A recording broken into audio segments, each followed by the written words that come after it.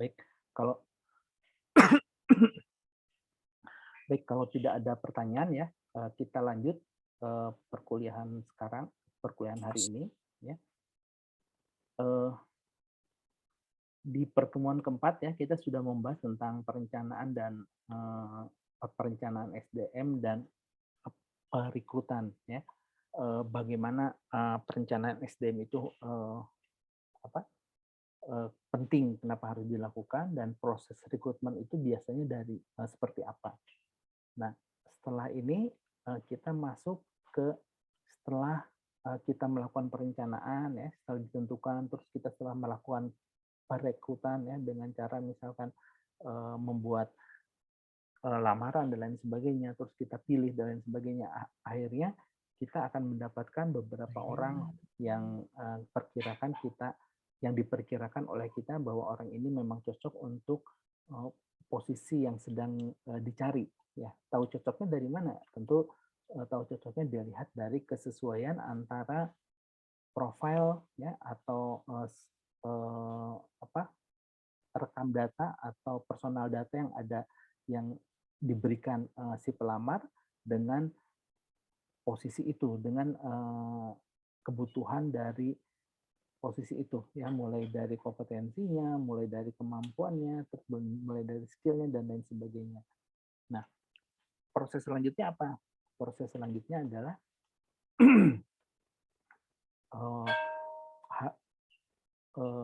kandidat ya, kandidat yang dinyatakan sesuai dengan apa yang dibutuhkan oleh perusahaan ya, akan melalui proses seleksi ya. Apa saja biasanya proses seleksi itu ya. Ada yang hanya tahap satu seleksi ya, ada yang menghadapi beberapa seleksi, terus ada yang seleksinya pun bermacam-macam ya, ada yang hanya misalkan tes tes tertulis aja, terus ada tes wawancara atau ada kombinasi dari itu. Tes tertulisnya pun ada berbagai macam, ada tes tertulis psikologi, terus ada tes tertulis skill keahlian, misalkan kalau kalau posisi yang unik ya, kayak misalkan kayak bagian akuntansi dan lain sebagainya, itu bisa dites untuk kemampuan dia untuk membuat jurnal misalkan. Terus kalau anak teknik misalkan dia cara menghitung struktur dan lain sebagainya gitu ya. Kalau misalkan orang sipil, sehingga begitu dia lolos dari tes itu, perusahaan bisa memastikan bahwa karyawan yang ingin direkrut itu memang sudah sesuai karakteristiknya dengan yang diinginkan oleh perusahaan.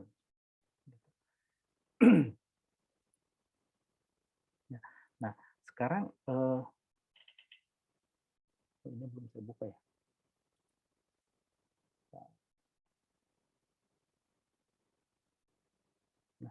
Nah, sekarang proses. Bapak mohon maaf, suara dipotong. Bapak suaranya kecil. Oh, kecil ya.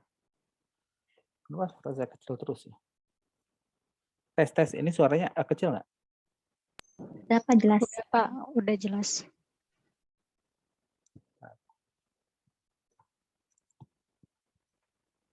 Oke.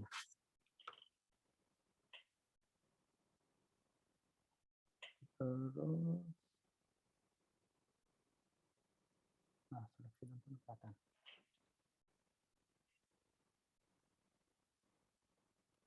Baik, suaranya udah jelas ya? Jelas Pak. Sudah Pak. Sudah Pak. Oke, ya. Terus tes-tes seperti apa yang bisa kita lakukan ya agar dengan tes itu bisa menggambarkan sebaik mungkin profil dari calon calon kandidat ya, atau calon atau kandidat yang akan kita rekrut ya.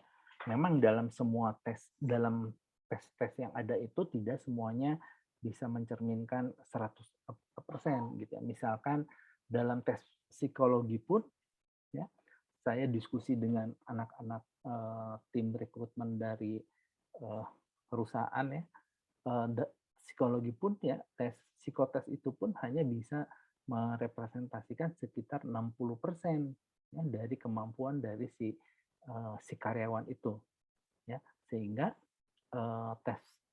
psikotes itu harus dibarengi dengan tes-tes lain ya, misalkan dari hasil psikotes ada proses lain untuk interview ya, dari proses interview ada proses lain dari tes skill misalkan. Nah, sehingga dengan berbagai macam kombinasi dari tes itu akan lebih menggambarkan secara jelas si karyawan itu seperti apa.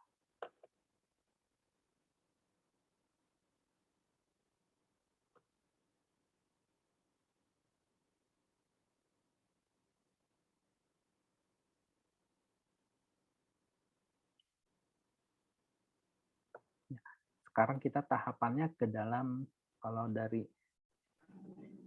nggak ada ininya. Nah, ini screen-nya jelas kan ya? Jelas, Jelas, Pak. Pak. Oke, jelas ya.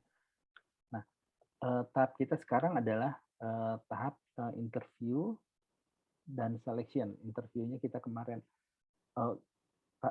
kita sudah membahas rekrutmen ya. Sekarang kita membahas interview dan seleksinya seperti apa.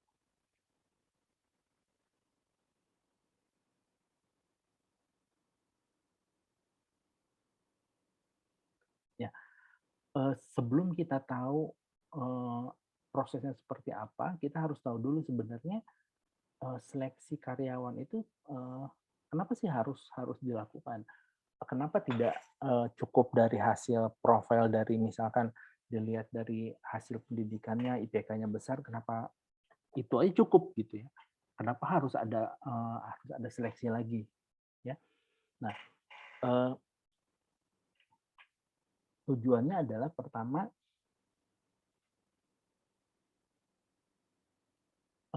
perusahaan ingin mendapatkan karyawan yang sesuai dengan kebutuhannya, ya. Sehingga apa? Sehingga apabila karyawan itu sesuai, maka tentu harapannya karyawan tersebut akan bisa memberikan kinerja yang terbaik bagi organisasi, bagi perusahaan. Gitu ya. Misalkan kalau kebutuhannya seorang akuntansi, ya, otomatis ya walaupun dia misalkan profilnya jurusannya sekolah bukan akuntansi, tapi kalau memang dia pekerjaan sebelumnya dia sudah mahir di akuntansi, ya nggak jadi masalah gitu ya. Nah, itu semua harus dikombinasikan sehingga akan mendapatkan satu profil yang betul-betul cocok untuk si kinerja perusahaan. Nah, terus yang penting kedua adalah terlihat mudah ya, kita ikut psikotes dites dan lain sebagainya masuk gitu ya. Nah, setiap perusahaan biasanya mereka punya profil dari karyawan, misalkan begini. Nah, ini untuk masukan buat teman-teman juga semua ya. Misalkan Setia Indonesia ya, anak-anaknya melamar di satu perusahaan A, melamarlah semua. Nah, begitu dia melamar, terus ada dari 10 orang misalkan yang keterimanya ada 8, ya, yang 2-nya gugur. Banyak kan itu ada 8, nah, terus masuk. Nah, jangan dikira begitu dia masuk ke dalam perusahaan, ya, setelah itu urusan tim rekrutmen selesai, enggak gitu. Nah, begitu dia masuk, ya, setahun, 2-3 tahun, atau mungkin ada yang sampai 5 tahun, tim rekrutmen itu selalu berkoordinasi dengan tim yang lain. Dia melihat performa dari orang-orang yang dia rekrut. Gitu ya. Orang-orang yang diambil itu dia akan selalu lihat tuh. Ya. Maksudnya apa? Dia untuk memvalidasi bahwa kriteria alat-alat tes yang dia gunakan itu sudah bisa mencerminkan kebutuhan, udah sesuai nggak dengan kebutuhan perusahaan yang ada. Ya. Sehingga itu bisa dilihat. Kalau misalkan ada yang 8 orang masuk selama 5 tahun, orang itu yang akhirnya keluar berapa orang tuh? Misalkan yang keluar 2-3 orang, oke. 3 orang keluar, alasannya apa? Dengan berbagai macam alasan ya, dia mendapat pekerjaan lain atau merasa tidak cocok atau apa, atau mungkin dia merasa tidak sesuai dengan iklimnya, dengan budaya yang ada di organisasi atau sebagainya. Nah, yang sisanya itu dilihat kinerjanya di sana seperti apa. Apakah mereka bisa memberikan satu kinerja yang baik atau enggak. Nah, kalau misalkan mereka tidak bisa, ternyata hasilnya kurang sesuai apa yang diharapkan ya, maka mereka akan mereview tuh semua dari alat-alat ya, dari tool-tools yang dia gunakan pada saat melakukan proses rekrutmen. Apa yang salah? Gitu. Maka berdiskusilah tim dari rekrutmen dengan usernya yang pengguna si karyawan itu untuk berdiskusi dari hasil orang-orang yang masuk itu seperti apa. Nah, problemnya kadang-kadang teman-teman yang baru kerja mereka tidak berpikir ya dampak yang mereka timbulkan di saat mereka masuk ke perusahaan. Contohnya misalkan begitu mereka masuk ke perusahaan, mereka karena mereka nggak betah, akhirnya mereka betul-betul memberikan satu kinerja yang baik, atau mungkin dia kabur misalkan ya. Nah, si rekrutmen tuh akan melihat tuh ya dari histori orang ini yang kalau itu terus dilakukan mental sama siswanya ya, itu akan kelihatan, atau mungkin si karyawannya banyak yang keluar gitu ya dengan dari sekolah itu akan lihat, oh, ternyata sekolah ini anak-anaknya tidak cocok dengan perusahaan kita. Ya. Akhirnya kecenderungannya apa? Kecenderungannya perusahaan itu tidak akan mengambil orang dari lulusan karyawan itu, dari lulusan sekolah itu. Kenapa? Karena mereka beranggapan bahwa siswa-siswa yang ada di sekolah itu tidak cocok dengan karakteristik dari budaya dari perusahaan. Gitu ya. Nah, tentu itu akan berakibat jelek ya sama lulusan lain yang betul-betul yang sekolahnya mau benar dan lain sebagainya gitu, yang betul-betul mencari kerja. Akhirnya akan hilanglah satu peluang tempat bekerja. Nah, kenapa dia akan seperti itu? Kenapa harusan seperti itu? Karena perusahaan pun akan berpikir, kalau saya tetap mengambil dari sana di tes, ya kita udah banyak kehilangan cost nih, cost biaya dari tes ya, cost orang untuk melakukan itu, begitu dia masuk hanya berapa bulan atau berapa tahun, akhirnya dia keluar lagi gitu. Nah, daripada seperti itu, lebih baik kita cari yang lain aja gitu, biar perusahaan tidak perlu membuang-buang cost gitu. Nah, biasanya perusahaan akan berpikir seperti itu. Jadi teman-teman hati-hati ya kalau dalam bekerja, dalam apa, jangan menampilkan perilaku yang kurang baik. Apalagi misalkan perilakunya negatif ya, misalkan kayak mencuri, lain sebagainya. Kalau itu banyak sekali dilakukan oleh lulusan itu akan bermasalah sekali nanti. Apakah itu hanya berlaku untuk sekolah-sekolah swasta? Enggak. Ada sekolah di Bandung, sekolah top pun ya, perusahaan, sekolah negeri, perusahaan enggan mengambil siswa dari situ. Alasannya simpel. Alasannya perusahaan belum tentu bisa menyeimbangi ekspektasi harapan dari orang-orang yang ada di lulusan universitas itu. Maksudnya adalah itu universitas yang paling universitas baik ya, bagus sekali, karyawannya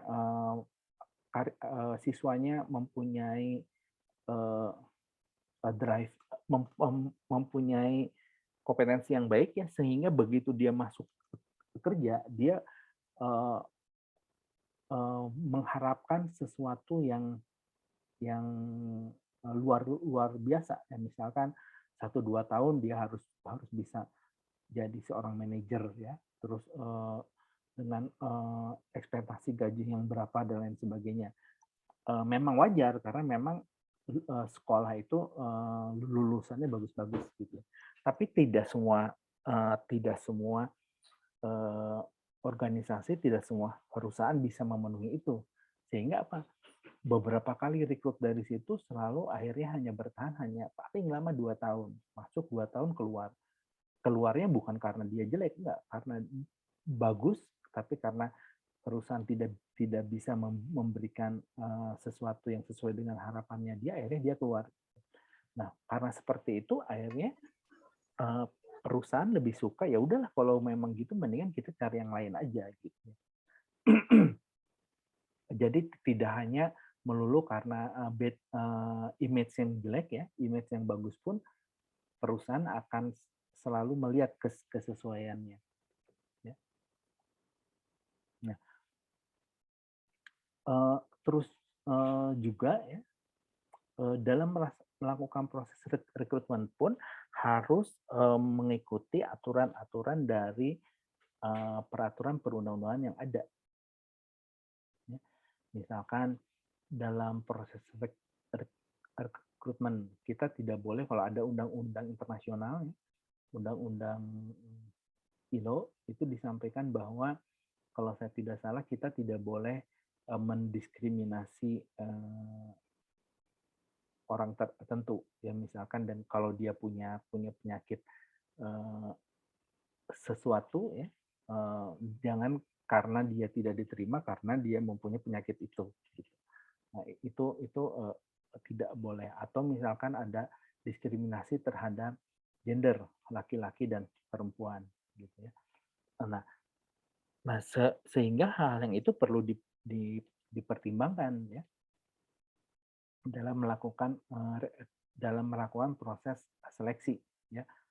Artinya perusahaan harus bisa betul-betul memilih ya. Kalau misalkan seorang perempuan itu harus dia tolak ya, pastikan bahwa itu bukan alasan karena dia wanita, karena dia perempuan, tapi karena memang kinerjanya profilnya kurang baik ya. Kalau misalkan seorang laki-laki harus ditolak, jangan pastikan bahwa itu bukan karena dia seorang laki-laki, tapi karena memang dia tidak layak untuk menduduki posisi uh, yang yang ada. Nah, nah sekarang dasarnya apa sih kita melakukan proses seleksi? Ya, nah, nanti kalian akan selalu apa? Nanti kalau tingkat akhir ya, kalian akan selalu dihadapi dengan namanya reliabilitas, validitas ya.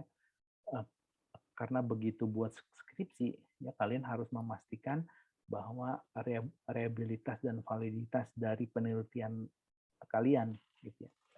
Nanti kalian akan tahu lebih detail seperti apa. Tapi yang di sini yang ingin saya gambarkan adalah untuk menggambarkan secara umum reliabilitas dan validitas itu seperti apa. Ya. Reliabilitas adalah persyaratan pertama dari alat deteksi dan menunjukkan pada konsistensinya. Ya, artinya apa? Kalau reliabilitas ya, kalau misalkan sekarang saya mengikuti tes A, ya, seminggu kemudian atau 10 tahun kemudian kalau saya atau 1 tahun kemudian saya mengikuti tes itu hasilnya akan mencerminkan suatu hasil yang sama.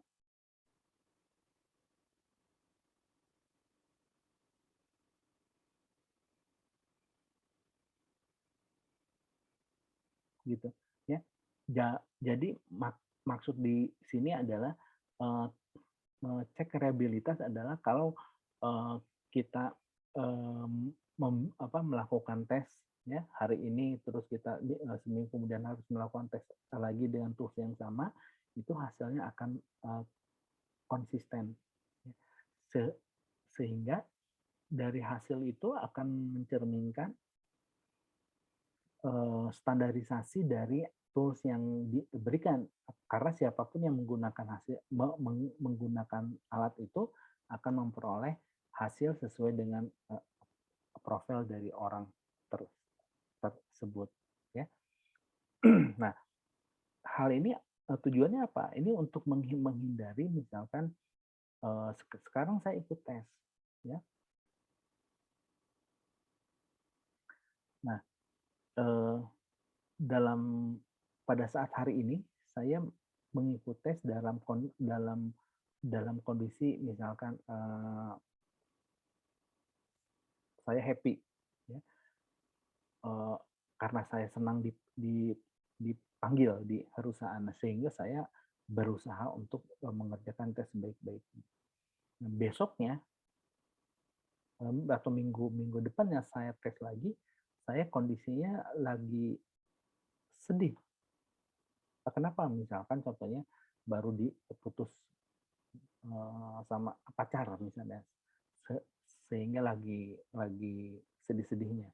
Nah, dalam kondisi itu tentu akan memperoleh hasil yang berbeda, ya, sehingga hasilnya tidak reliable. Ya, sama dalam kondisi pertama sehat, terus dalam kondisi kedua sakit dan lain sebagainya. Nah, makanya dalam satu tes psikotes, ya, biasanya itu diusahakan dilakukan dalam 1 hari, ya.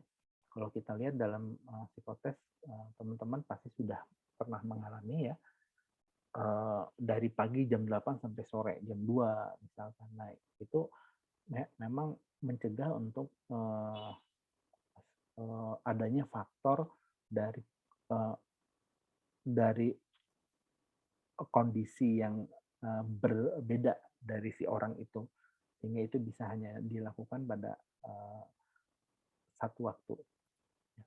Nah, ini contohnya hasil dari tes, ya. Kalau kita lihat, kalau kita mempunyai ada satu tes gambarannya reliabilitasnya tesnya seperti ini, ya. Misalkan tes satu orang, ya,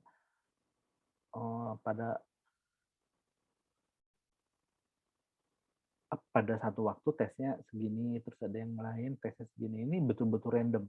Sehingga dari ini apa? Dari sini tidak bisa diketahui polanya seperti apa. Sehingga tes di sini adalah boleh disampaikan bahwa ini tesnya tidak reliable. Ya. Beda dengan tes yang kedua ini nih. Ya. Walaupun ininya random, tapi dia membentuk satu pola. Ya.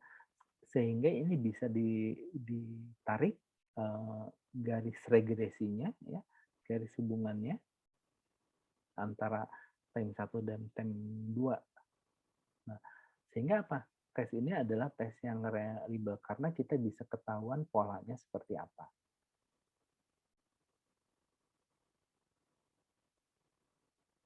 Ya. Nah, sekarang kita lihat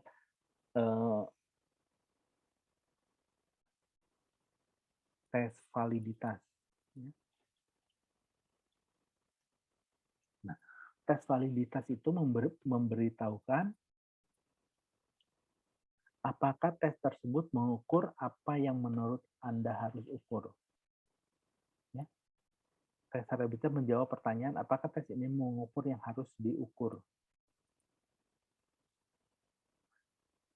Validitas menunjukkan pada ketepatan dari kesimpulan yang dapat kita tarik berdasarkan pada tes tersebut. Ya. Nah, maksudnya apa? Mengukur apa yang menurut Anda harus diukur. Misalkan kalau mau mengukur kecerdasan orang, ya, kalau kita bicara psikotes, ya, di saat orang membuat tools alat untuk mengukur psikotes, ya, tes-tes yang dilakukan itu diuji cobakan dulu dengan melakukan tes ini, apakah ini bisa menggambarkan kecerdasan seorang, gitu ya, atau dengan menggunakan tes kompetensi, apakah bisa menggambarkan bahwa orang itu kompeten atau tidak.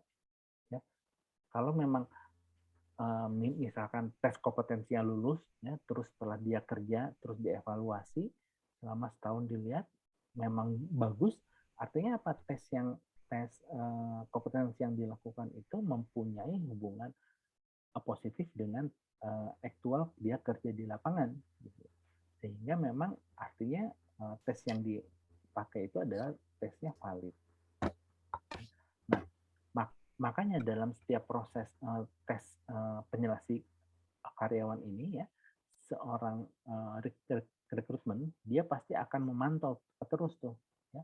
Mungkin 2-3 tahun pertama dia akan lihat, ya, dengan berbagai macam tes yang sudah dilakukan. Misalkan dari tes itu dihasilkan bahwa orang itu bagus, bisa mempunyai performa yang bagus, dilihat aktualnya seperti itu enggak. Kalau aktualnya memang dia bagus, artinya apa? Ada kesesuaian antara tes dan orang tersebut, gitu ya. Nah, tes validitas itu macam-macam, ya. Ada yang namanya validitas kriteria, ya, yaitu melibatkan atau menunjukkan secara statistik hubungan antara nilai pada suatu prosedur seleksi dan kinerja, ya, dari satu sampel. Contohnya adalah mendemonstrasikan bahwa mereka yang berhasil baik pada tes berhasil pada kerjaan juga. Nah, yang barusan saya sampaikan itu adalah tes kriteria.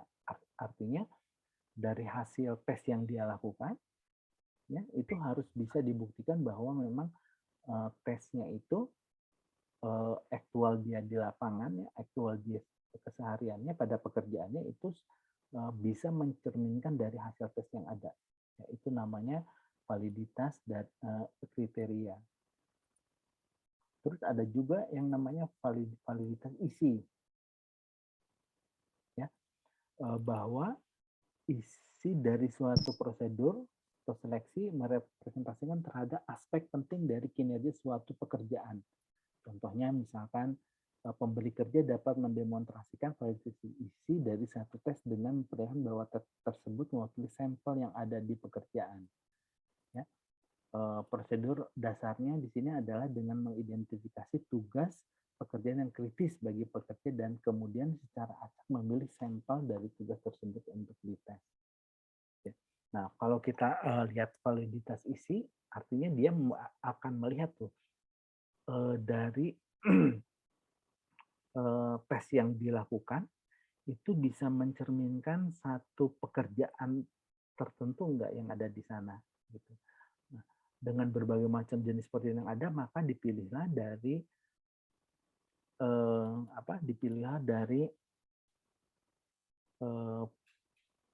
pekerjaan yang betul-betul mempunyai pekerjaan yang kritis, ya, sehingga pekerjaan kritis itu bisa nggak menggambarkan dari hasil tes yang ada, ya.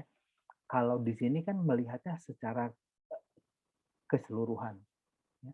Dari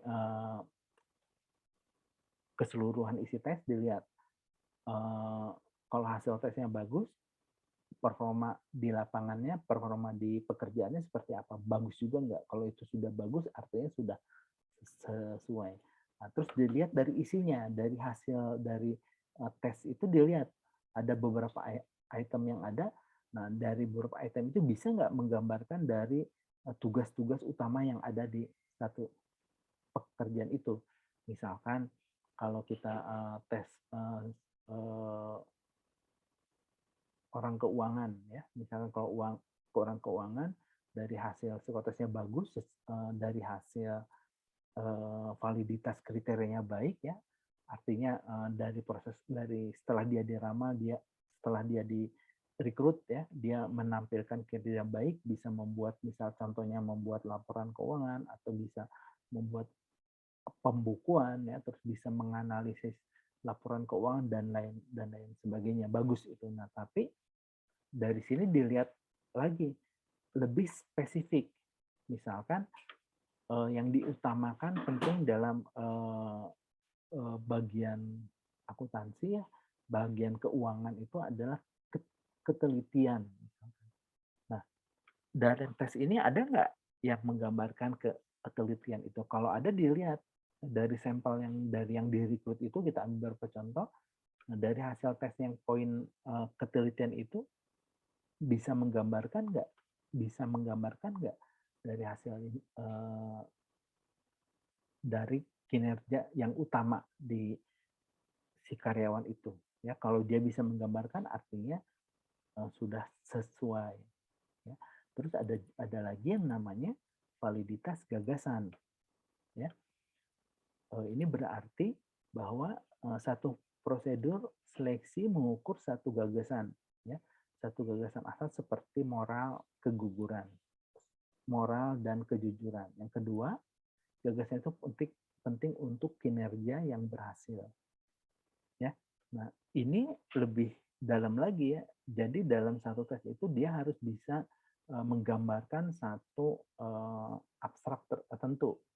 Ya. Kalau kalian tes psikotes ya dari berbagai macam alat yang ada, itu kan macam-macam ya. Kalau kita lihat tes Pauli itu untuk tes apa? Tes konsistensi misalkan. Terus ada lagi tes apa? Bisa lihat lebih ke tes untuk perilaku kita misalkan dari berbagai macam itu. Nah, itu menggambarkan dari tes-tes yang ini gitu.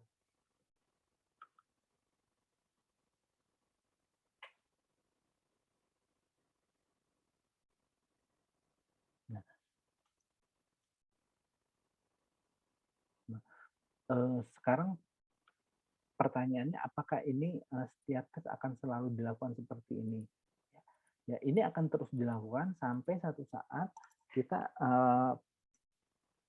perusahaan akan mendapatkan satu gambaran yang jelas ya dari hasil-hasil tes yang ada itu dibandingkan dengan kandidat itu pada saat bekerja.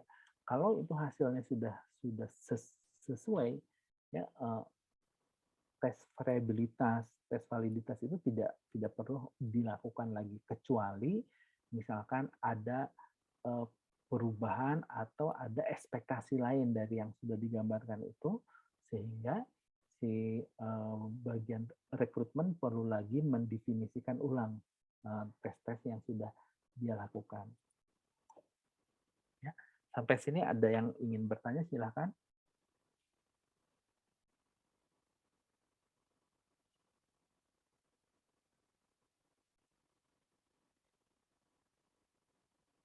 Pak, mau tanya Pak. Siapa? Kristiara. Siska? Bukan? Kristiara. Oh, Kristiara. Oke, silakan. Apa karyawan yang tadi itu bisa dipecat, Pak? Maksudnya gimana nih? Karena kan dia udah di tes itu kan, Pak. Udah selesai di tes itunya. Terus dia terus malah ngecewain perusahaan gitu, Pak. Oke. Maksudnya mungkin karyawan yang sudah melalui tes yang ada, terus dia bekerja tapi tidak sesuai kinerjanya, apakah nanti karyawan itu akan dikeluarkan atau enggak gitu ya? Iya, Pak. Nah, jawabannya bisa ya, bisa tidak ya, tergantung dari kondisinya seperti apa. Ya, pertama yang harus dilihat begitu si karyawannya masuk terus dia tidak mempunyai kinerja yang baik ya, yang harus dilihat adalah dilihat dulu ya masalah yang dihadapi apa. Apakah memang itu disebabkan dari rekrutmen kita salah ya atau seperti apa. Kalaupun rekrutmennya salah bukan berarti karyawan itu bisa dipecat, enggak gitu. Nah, kalau misalkan permasalahannya disebabkan karena ada misalkan dia belum bisa untuk bersinergi dengan teman-teman yang lainnya misalkan ya, atau misalkan ada sesuatu hal atau pengetahuan yang belum dia miliki ya. Nah, itu adalah tugas dari seorang HR untuk bisa mengembangkan si karyawan itu. Ya, makanya kalau kita lihat di sini,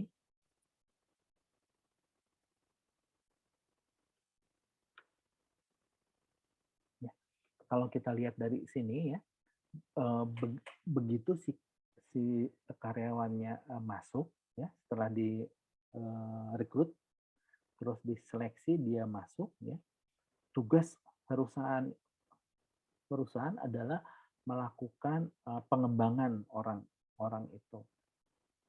Ya, setelah dikembangkan, terus setelah diberikan ilmu pengetahuan, setelah dibimbing dan lain sebagainya, baru akan dinilai. Ya, dinilai pun nanti akan dilihat setelah dinilai apakah kalau misalkan penilaiannya masih kurang, ya akan dilihat kembali sebabnya kenapa, siapa tahu memang trainingnya belum maksimal, misalkan pelatihannya belum maksimal, makanya akan terus dikembangkan. Nah, tapi pada satu saat ya, kalau misalkan sudah dikembangkan, sudah hasil dari rekrutmen ini ternyata harusnya cocok gitu ya, tapi karena ada suatu hal, ada permasalahan lain, sehingga si karyawan itu beberapa kali performanya kurang baik, si karyawan itu tentu mempunyai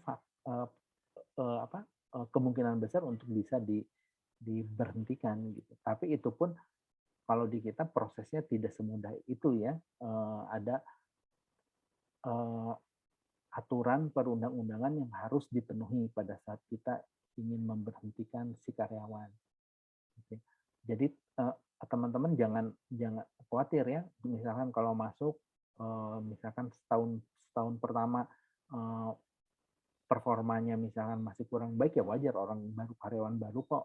Terus nanti si perusahaan pun akan lihat itu untuk dikembangkan ya, untuk di-develop itu tidak harus di-training dalam pikiran, dalam persepsi di dalam satu kelas untuk dilatih seperti kuliah gitu ya. Di-develop itu bisa berarti Anda diberikan tugas oleh atasan ya untuk bisa mengerjakan sesuatu gitu, misalkan seperti itu. Nah, sampai akhirnya bisa mahir ya. Intinya diberhentikan bisa ya, tapi tidak semudah itu ya. Pasti perusahaan pun akan melakukan treatment untuk memastikan bahwa karyawan yang dia rekrut itu adalah karyawan yang baik. Ya. Buat apa kalau karyawan melakukan rekrutmen dengan biaya yang mahal kalau ujung-ujungnya dia harus mem-PHK orang gitu ya. Pasti dia berusaha untuk memastikan bahwa apa yang karyawan yang diambil itu adalah karyawan yang baik gitu ya. Baik, Mbak Christina sudah bisa menjawab? Iya, Pak. Satu lagi, Pak, boleh? Ya, boleh, silakan.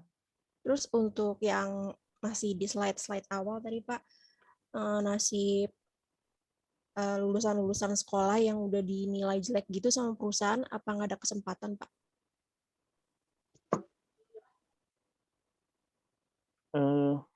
Kesempatan tetap ada ya, cuman memang agak terbatas ya. Dalam artian gini, si perusahaan tentu akan selektif nih, ya. Misalkan kalau tahu bahwa orang-orang dari lulusan universitas itu mempunyai mempunyai talenta yang sangat bagus, ya. Dia akan rekrut, tapi betul-betul selektif. Artinya mungkin dia hanya akan rekrut satu atau dua orang. Ya. Misalkan dia hanya rekrut satu orang. Nah, dari awal mungkin si perusahaan itu udah akan mencari orang yang paling bagus. Dalam artian apa? Si perusahaan itu akan siap tuh. Begitu dia masuk, karena orangnya bagus sekali, dia akan berusaha untuk mempertahankan orang-orang itu. dan dia pun akan berusaha untuk bisa memenuhi idealisme memenuhi keinginan dari orang itu. Misalkan kalau dia bagus, dia ingin karirnya cepat naik gitu ya. Nah, kemungkinan bisa terjadi seperti itu. Makanya di perusahaan tuh ada yang namanya biasanya ada rekrutan umum, ya, ada rekrutan yang khusus, biasanya MD ya. Aduh saya lupa ya. Manajemen training, ya. Biasanya ada, kalau kita bisa masuk ke manajemen training itu betul-betul memang pilihan orang-orang pilihan yang akan direkrut oleh perusahaan, dan nantinya lulusan manajemen training itu akan tujuannya akan diproyeksikan untuk bisa menduduki posisi top di perusahaan. Nah, sehingga perlakuannya pun beda ya. Kalau karyawan biasa, misalkan dia direkrut langsung ditempatkan di posisi A, tapi kalau manajemen training, dia begitu dia diambil, dia dalam 1 tahun itu dia bisa 2-3 kali pindah tuh, ya, bisa pindah ke HR, pindah ke produksi, pindah ke apa gitu. Tujuannya apa? Agar dia bisa agar ilmunya bisa terpenuhi dengan berbagai macam bidang, ya, sehingga begitu dia punya kesempatan untuk bisa menduduki posisi yang lebih tinggi, dia akan sudah mahir gitu ya. Gitu. Nah, untuk orang-orang spesial itu tentu masih ada kesempatan, tapi tidak terlalu banyak ya. Dan tapi ada juga perusahaan yang memang perusahaan besar ya. Kalau kita bicara misalkan Microsoft ya, Microsoft Indonesia atau Gojek kayak gitu. Untuk orang-orang yang seperti itu, bagi mereka tidak masalah ya, karena mereka punya standar tinggi dari perusahaan kebanyakan ya. Fresh graduate-nya pun gajinya mungkin di atas 5 atau di atas 6 gitu dari pertama dia masuk. Terus begitu dia masuk banyak tantangan untuk bisa berkembang gitu. Sehingga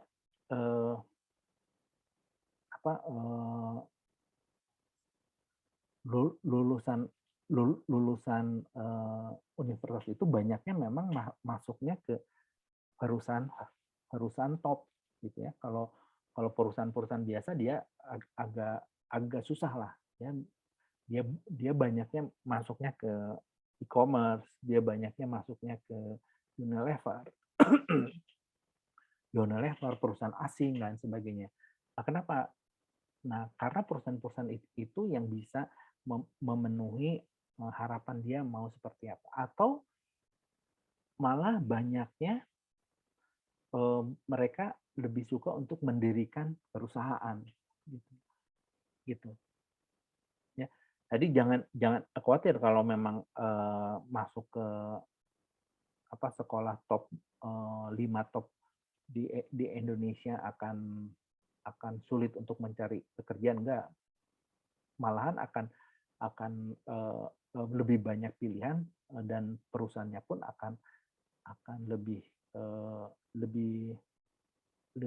bagus gitu ya. Ini sebagai contoh ya, misalkan kalau kita karakteristik dari universitas yang ada di Jawa sama di Jakarta beda gitu. Kalau universitas yang ada di Jawa ya, kalau kita ngomong universitas negeri misalkan UGM, terus ITS, terus mereka orangnya lebih karyawan yang lebih di sana, yang dari sana lebih kalem orangnya, dan mereka lebih bisa diajak untuk bisa sederhana lah gitu. Nah, tetapi kalau kita bicara dengan sekolah-sekolah di kota besar, misalkan bukan lebih bisa diajak sederhana, lebih bisa diajak misalkan ditempatkan di daerah terpencil gitu ya. Tapi kalau kita ajak dari sekolah yang lebih dari sekolah yang lebih besar ya, misalkan dari UI, terus dari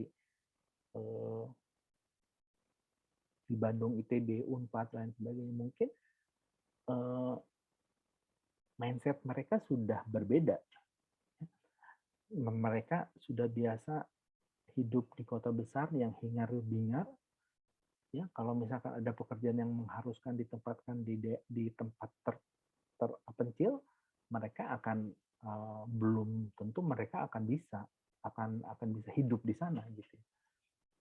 Atau misalkan anak-anak sekarang ya, kalau bekerja sebagai pegawai negeri belum tentu juga mereka akan kuat gitu, dengan kondisi dengan budaya yang di sana seperti apa gitu, segala sesuatunya dibatasi oleh aturan dan lain sebagainya. Tapi bukan berarti semuanya akan seperti itu. Tetap aja akan ada yang bisa masuk ke pegawai negeri misalkan gitu ya.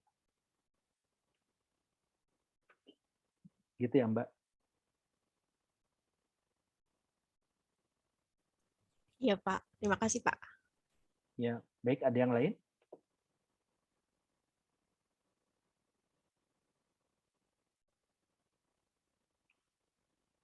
Jadi sekarang kuncinya apapun sekolahnya ya, sekarang sudah era keterbukaan, semuanya sudah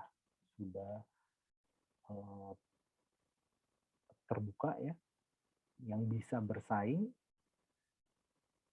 dalam kehidupan dalam dunia kerja, itulah yang akan menjadi pemenang ya.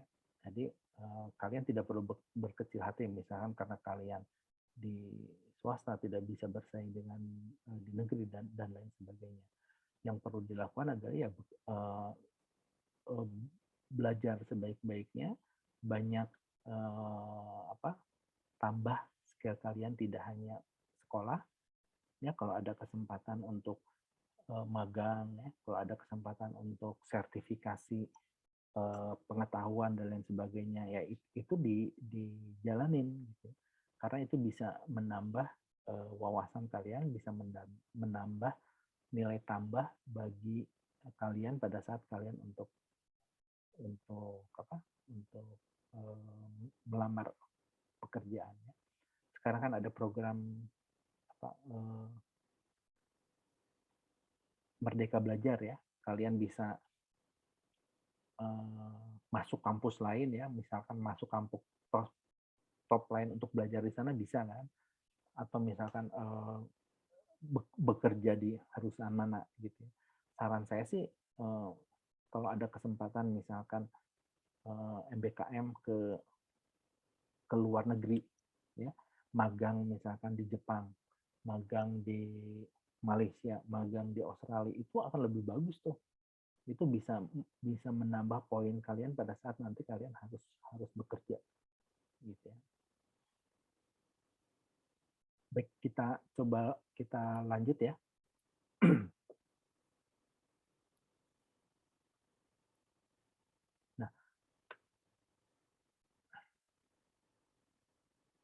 Nah, sekarang prosedur seleksi itu seperti apa ya? Pertama yang harus dilakukan adalah menganalisa pekerjaannya mau seperti apa. Ya, karena akan berbeda ya tools yang digunakan dari masing-masing pekerjaan yang ada. Dan misalkan kalau dia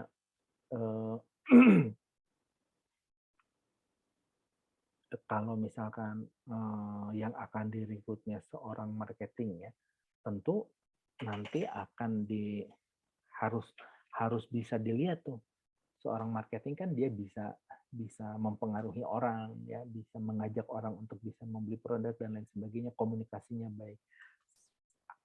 Artinya apa? Alat tes yang digunakan itu harus bisa menggambarkan itu semua gitu. Terus misalkan kalau yang akan direkrut itu adalah misalkan seorang ahli misalkan engineer jembatan misalkan ya. Nah, tentu yang akan dites itu harus bisa memproyeksikan bahwa mereka itu adalah seorang ahli dalam membuat jembatan. Tesnya apa? Ya mungkin tesnya bisa bisa membuat simulasi untuk membuat jembatan misalkan dan sebagainya. Nah, atau juga misalkan yang direkrut itu adalah seorang manajer. Ya. Nah, tes yang digunakan itu berbeda, pasti akan berbeda dengan tes yang akan digunakan pada seorang administrasi, pada seorang supervisor. Pasti akan sangat jauh berbeda. Kalau seorang manajer, mungkin dia akan tes bagaimana dia bisa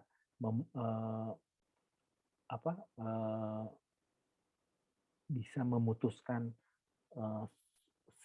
sesuatu apabila menghadapi suatu permasalahan kompleks misalkan ya. Nah, caranya apa? Macam-macam, kita bisa membuat panel diskusi, terus ada bisa membuat role play, ya. Si orang itu bermain peran misalkan ya. Si orang itu kita membuat skenario bahwa membuat sebuah cerita bahwa ada permasalahan dan orang itu diminta untuk memecahkannya seperti apa gitu. Ya. Jadi semua tes-tes alat itu akan menyesuaikan posisi apa yang akan kita ambil. Ya. Tentu semakin tinggi posisinya, alatnya pun mungkin tidak akan sebanyak dari posisi yang lebih rendah, tapi akan lebih banyak ke arah bukan ke arah teknikal ya, lebih arah ke arah soft skill-nya gitu ya. Kalau misalkan merekrut manajer ya, yang perlu dilihat apa ya? Tentu yang akan dilihat adalah bagaimana dia punya leadership-nya seperti apa. Dia bisa mengelola orang enggak? Bisa memberikan arahan kepada orang enggak? Terus bisa menegur orang enggak ya? Menegur tuh jangan dikira mudah loh. Seorang atasan, tidak semua atasan itu bisa mempunyai keberanian untuk menegur bawahannya gitu. Nah, terus kalau kita seorang administrasi, tesnya apa? Tentu lebih banyak ke hard skill, ke keahlian dia. Ya, misalkan menyusun file, ya, terus melakukan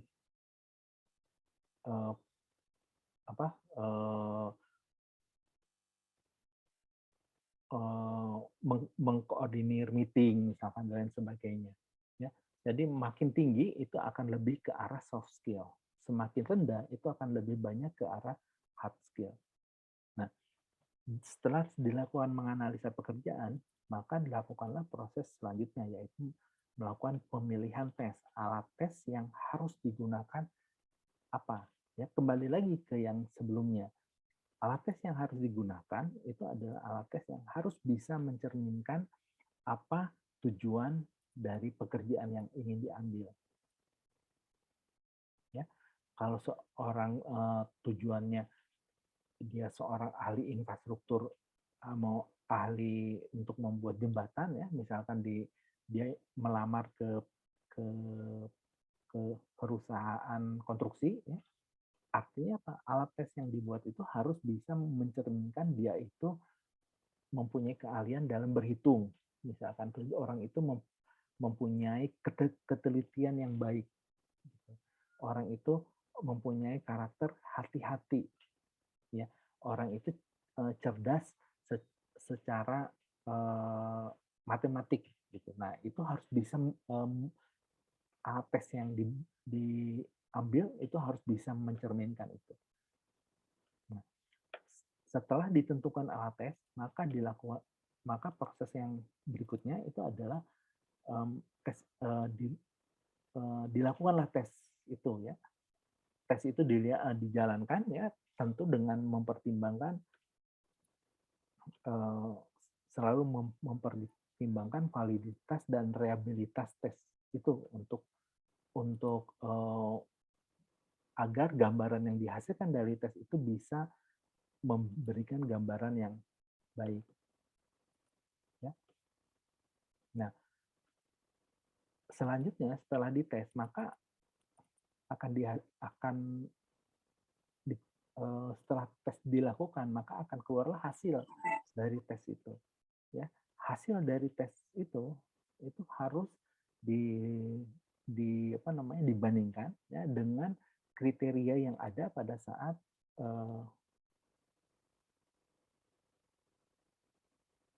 si pekerjaan itu gitu. Sesuai nggak dengan kriteria yang ada. Kalau sesuai artinya orang itu dianggap sudah cocok dengan apa yang diinginkan oleh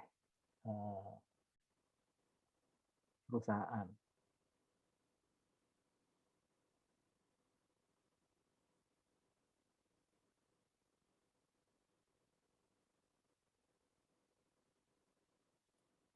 Ya. Nah, terus yang langkah kelima ya, agar lebih meyakinkan maka dilakukanlah validasi ulang. Ya. Nah, validasi ini berbagai macam cara ya. Kalau kalian bekerja ya, kalau kalian nanti sudah berpengalaman, kadang-kadang kalian di interview itu selalu diminta kontak atasan sebelum atasan pada saat kalian bekerja di perusahaan sebelumnya. Ya. Tujuannya apa? Ya, kalau misalkan setelah dilihat hasilnya bagus ya, itu perusahaan kalau dibutuhkan ya, dia akan memvalidasi nih dari hasil itu, dia akan cek langsung ke atasannya. Dia akan tanya, Pak, orang ini seperti apa? Orang ini bagus nggak, gimana gitu. Sehingga akhirnya dia si perusahaan itu yakin bahwa karyawan yang calon karyawan yang akan diambil itu ada memang sesuai dengan apa yang dia inginkan. Nah, selama melakukan proses ini, ya, langkah 1, langkah 2 sampai dengan langkah 4, ya, seorang rekrutmen ya, atau seorang HR, ya, mereka harus menjaga kerahasiaan hasil tes. Ya, karena hasil tes itu bisa menggambarkan macam-macam ya, sehingga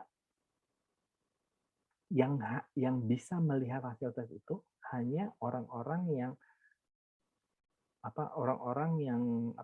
yang betul-betul berkepentingan. Artinya apa?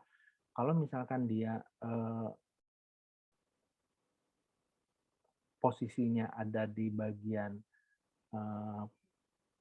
pembelian, posisi yang dilamar itu, artinya yang boleh melihat hasil tes itu adalah si manajer pembelian itu, karena dia harus menyeleksi itu si karyawan yang akan diambil itu seperti apa, gitu ya. Nah, yang terus siapa yang berhak untuk menafsirkan dari berbagai macam ahli tes yang ada? Yang berhak menafsirkan itu adalah orang-orang yang betul-betul kompeten, orang-orang yang betul-betul mempunyai keahlian untuk bisa menafsirkan itu. Ya. Makanya kalau rekrutmen biasanya diserahkan pada seorang psikolog ya, karena mereka yang mempunyai kemampuan, mempunyai kompetensi untuk dia bisa menginterpretasikan hasil-hasil dari alat-alat tes yang ada. Ya.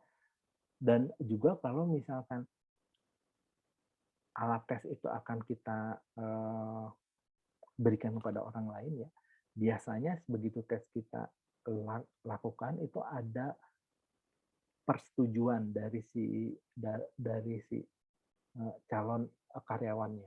bahwa hasil tes itu akan dipergunakan untuk kebutuhan, contohnya untuk kebutuhan rekrutmen. Artinya apa? Selama itu hasil tes diperlihatkan kepada orang untuk kebutuhan rekrutmen, artinya nggak masalah selama itu memang kebutuhannya untuk itu. Ya. Terus yang terakhir adalah seorang individu pun berhak untuk mendapatkan hasil tes yang adil. Artinya semuanya dites dengan alat yang sama, semuanya dites dengan kondisi yang sama, ya haknya semua sama, gitu ya.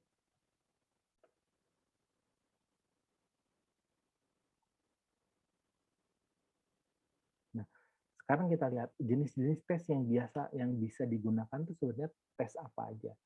Ya. Pertama ada yang namanya tes kemampuan kognitif, ya, yaitu meliputi tes kemampuan logika umum, ya, atau IQ, ya, inteligensi, dan tes kemampuan mental fisik seperti daya ingat, pemikiran induktif, dan sebagainya. Ya. Nah, yang pertama yang bisa kita lakukan itu adalah tes inteligensi. Ya, itu tesnya untuk mengukur tidak hanya satu ciri tunggal, tetapi mengukur serangkaian kemampuan, ya, termasuk daya ingat, pembendaharaan kata, kefasihan verbal, dan kemampuan numerik, berhitung, dan sebagainya. Itu tes inteligensi. Kalau kalian yang udah ikut psikotes, tentu sudah tahu ya tes daya ingat itu seperti apa. Contohnya kayak gimana, kadang-kadang disuruh mengingat berbagai macam nama burung, ya, dalam jangka waktu berapa menit, dan kalau ada pertanyaan itu harus dijawab sesuai apa yang kita ingat misalkan. Terus ada kemampuan kognitif khusus, ya. Itu kemampuan terdapat juga ukuran kemampuan mental fisik seperti pemikiran, deduktif, pemahaman verbal, daya ingat, kemampuan numerik. Nah, tes ini acap kali disebut sebagai tes bakat. Jadi kalau ini kan biasanya ujung-ujungnya skor inteligensi saya berapa. Ya, dari situ dilihat bahwa kalau nilainya skornya ini masuknya apa, apakah kecerdasannya rata-rata, apa extraordinary atau genius dan sebagainya. Tapi kalau dari sini kognitif khusus itu akan lebih kelihatan tuh si orang ini lebih ke arah mana, dia jago secara matematis, ya, atau dia jago secara sosial. Artinya dia lebih ke arah seni, dia senang lihat keindahan dan lain sebagainya. Gitu. Ya. Nah, terus juga ada tes kemampuan motorik dan fisik. Ya. Tes kemampuan motorik itu misalkan ketangkasan jari, ketangkasan manual, ya, terus waktu reaksi, ya. Terus ada tes kemampuan fisik, ya, kemampuan statis, kekuatan dinamis, ya. Terus ada koordinasi tubuh dan sebagainya. Ya. Kalau kita tes mobil, ya, kalau kalian tes melakukan tes SIM, ya, itu yang dilakukan itu adalah tes kemampuan motorik dan fisik. Motorik lah lebih tepatnya. Ya. Terus ada juga namanya tes pencapaian, ya, pengukuran apa yang telah dipelajari seorang seperti mengukur pengetahuan tentang pekerjaan, pengetahuan tentang ekonomi, pemasaran, atau sumber daya manusia.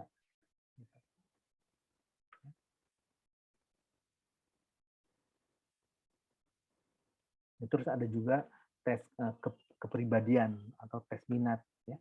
Tes kepribadian, tes yang mengukur aspek-aspek dasar dari pribadi pelamar. Ya, misalkan introvert, ekstrovert, ya, terus ada stabilitasnya gimana, motivasinya seperti apa, gitu. Sehingga nanti akan kelihatan ya, kalau misalkan kita perlunya seorang sales, ya, otomatis sales itu harus extrovert misalnya atau introvert gitu ya. Atau kita lihat orang yang dalam bekerja itu harus karena pekerjaannya mempunyai tantangan yang besar ya, sehingga mempunyai orang yang punya motivasinya kuat. Nah, nanti itu akan kelihatan tuh dari tes kepribadian itu seperti apa.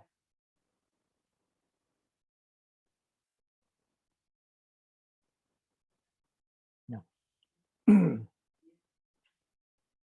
nah selain kita melakukan jenis-jenis tes ini ya, ini biasanya dilakukan secara tertulis.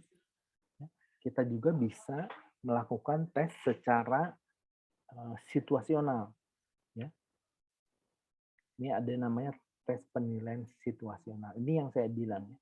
Kalau misalkan kalian karyawan baru yang belum punya pengalaman, rata-rata perusahaan akan melakukan tes-tes seperti ini. Ya. Tapi begitu kalian sudah punya pengalaman, ya tes yang akan dilakukan sedikit berbeda tergantung dari posisinya seperti apa. Ya.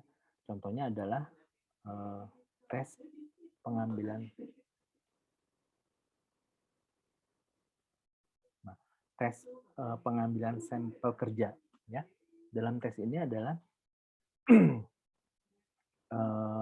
untuk memprediksi pekerja dengan mengharuskan kandidat bekerja untuk melakukan suatu atau lebih sampel dan tugas pekerjaan tersebut. Pengambilan sampel tidak menyelidiki kepribadian pelamar sehingga hampir tidak ada kemungkinan bahwa pelamar akan memandangnya sebagai pelanggaran privasi. Ya.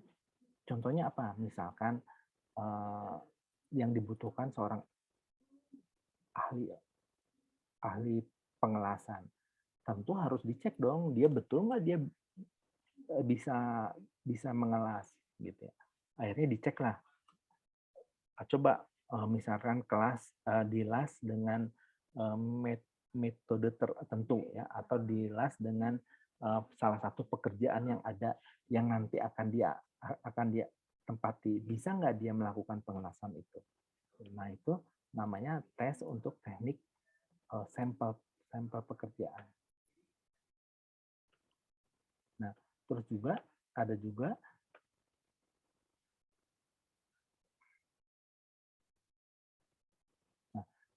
tes penilaian situasional.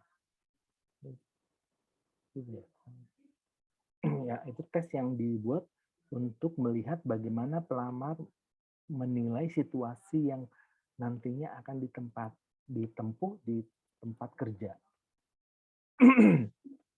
Ya, tes penilaian ini ada dua, ya, namanya tes penilaian manajemen, ada yang namanya InBasket. Ya, kalau tes penilaian manajemen adalah simulasi 2 atau 3 hari yang mana 10 hingga 12 karyawan melakukan tugas manajemen realistis, ya, seperti melakukan presentasi di bawah pengamatan para ahli yang menilai potensi kepemimpinan setiap kandidat. Gitu ya. Nah, tes penilaian manajemen itu salah satunya ada yang disebut misalkan InBasket, terus ada juga diskusi kelompok ya, terus ada yang lain sebagainya, nanti saya coba jelaskan satu-satu ya. Cuman intinya dari di sini adalah ingin menggambarkan bahwa seorang kandidat yang kita ambil itu ya, sudah bukan lagi berpikir tentang bagaimana dia melakukan pekerjaan secara teknikal, ya, secara misalkan mengelas, mengoperasikan komputer dan sebagainya, tapi lebih ke arah manajerial, ya, melihat kemampuan dari, contohnya melihat potensi dia memimpin seperti apa, potensi dia untuk dapat mengatasi permasalahan yang ada seperti apa, gitu ya. Nah, tesnya apa yang bisa dilakukan, yaitu InBasket, ya. Contohnya mendapatkan laporan, memo, catatan mengenai panggilan telepon, email, dan materi lainnya yang masuk yang dikumpulkan di InBasket. Ya. Aktual atau di komputer dari pekerjaan, aksi yang akan ia mulai. Kandidat harus mengambil tindakan yang tepat pada setiap artikel ya. Jadi kalau kita kalau kita in basket ya, lebih ke arah apa? Si calon karyawan ya, dia diberikan satu gambaran ya, satu kertas yang isinya itu adalah kondisi satu pekerjaan yang harus dia pecahkan dengan berbagai macam cerita yang ada ya. Dari cerita yang ada, terus akhirnya di kesimpulan apa yang harus dilakukan orang itu. Nah, sehingga itu merangsang pemikiran orang orang orang tersebut harus memecahkan permasalahan itu harus seperti apa, gitu ya. Nah, terus juga ada yang namanya diskusi kelompok. Ya, kalau diskusi kelompok tanpa pemimpin ya, artinya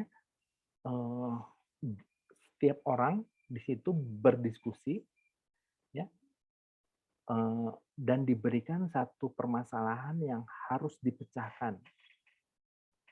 Ya, masing-masing orang itu mempunyai peran sendiri-sendiri. Ya.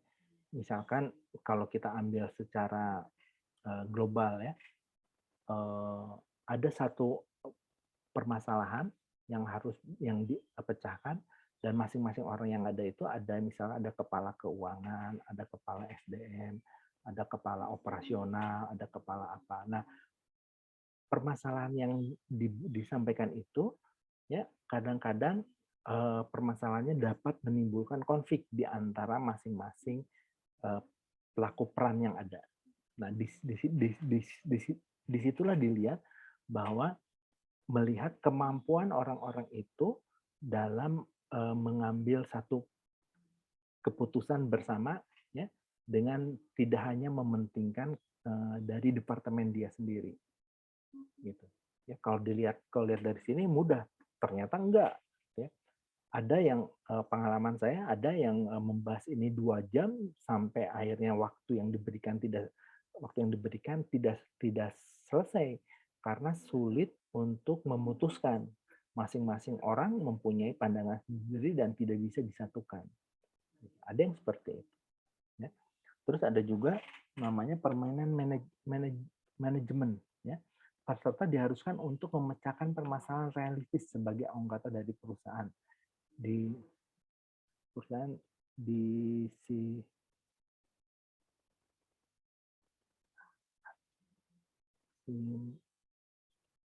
simulasi yang bersaing.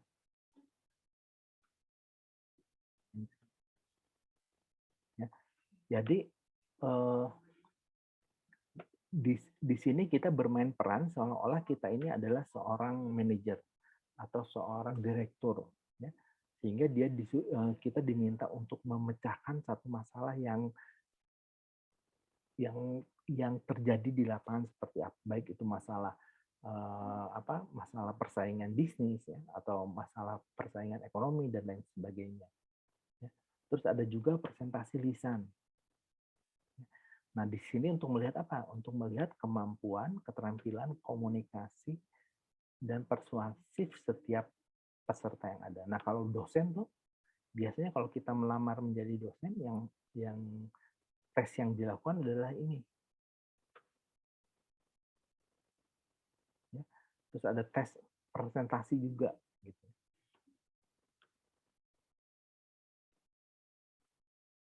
Terus ada juga ini apa nih ya?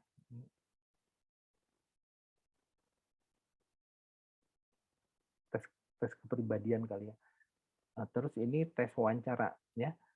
Hasil yang mensyaratkan wawancara dari seorang pelatih untuk melihat minat pekerja di masa lalu dan motivasi. Ya. Jadi dia untuk melihat. Nah, biasanya ya kalau ini sudah kita jalankan ini, ya, setelah ini proses dijalankan, maka dilakukanlah proses wawancara untuk mengkonfirmasi dari masing-masing yang ada di sini, gitu, ya. Nah, terus ada juga tes situasional, ya. mengharuskan peserta untuk merespon terhadap situasi yang representatif dari pekerjaan, ya, pengambilan sampel kerja dan beberapa tugas penilaian. Ya. Nah, nah ini tes situasional. Jadi si calon pekerja itu diberikan satu simulasi situasi yang dimana meminta dia untuk bisa memecahkan satu masalah. Nah, kalau ini simulasi berbasis video, ya, dia diberikan satu gambaran atau satu situasi dalam video, ya, dan dia disuruh menjawab pertanyaan-pertanyaan berdasarkan dari video yang ada.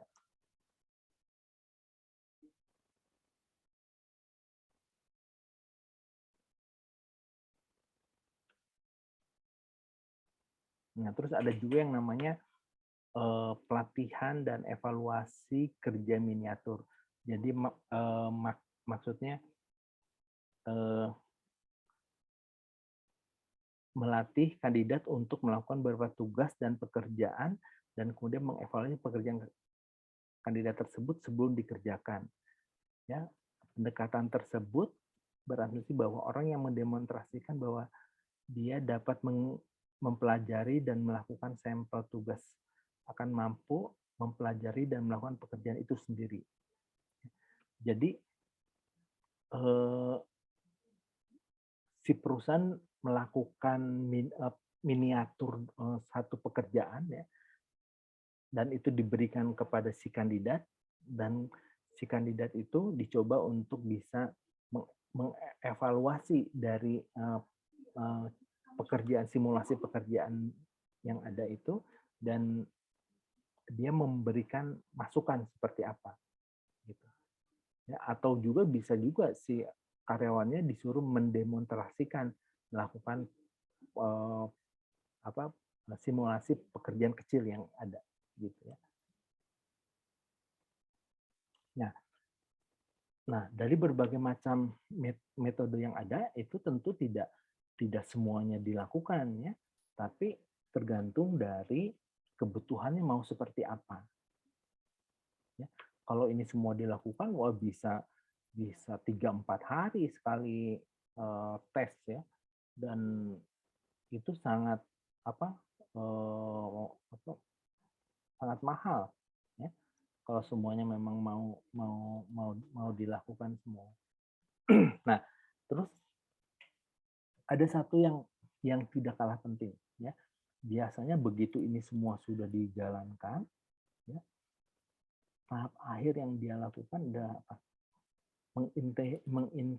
Menginvestigasi latar belakang dan metode seleksi yang ada, seleksi lainnya. Ya. Saya ingin memperlihatkan teman-teman, ya, satu simulasi simulasi video, ya, itu menggambarkan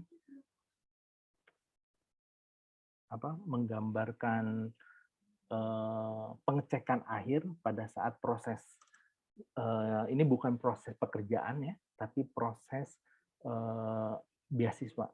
Tapi mungkin gambarannya hampir sama. Kalau kalian bekerja pun saat ini dengan segala keterbukaan informasi yang ada, jadi kalian harus siap-siap tuh, ya. Ntar saya coba.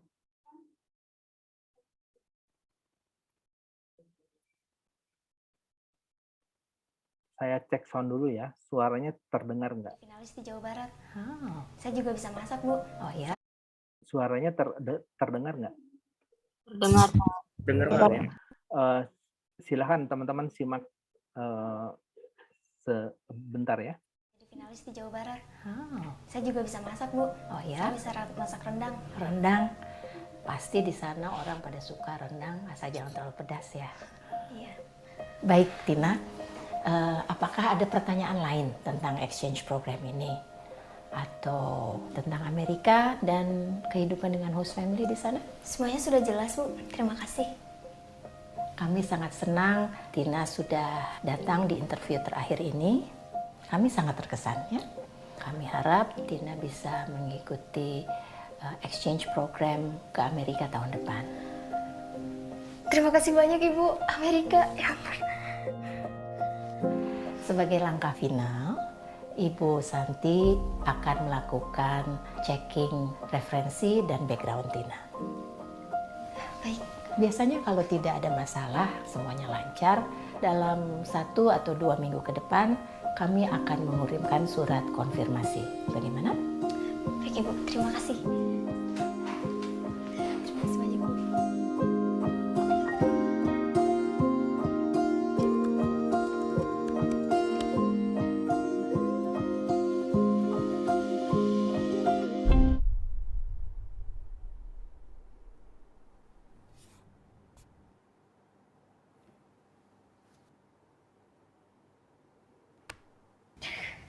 Ini buat kalau minum. Timi, Timi sini. Timi. Timi capek ya? Timi, my adorable Timi.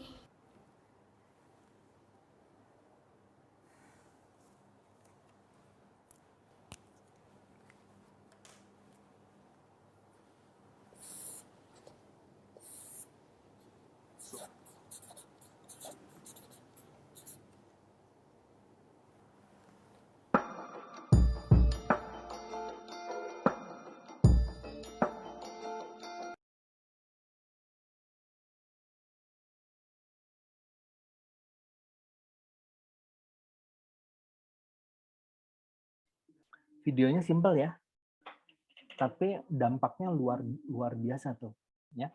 Nah, sebenarnya yang ingin saya sampaikan di sini adalah era keterbukaan ya, era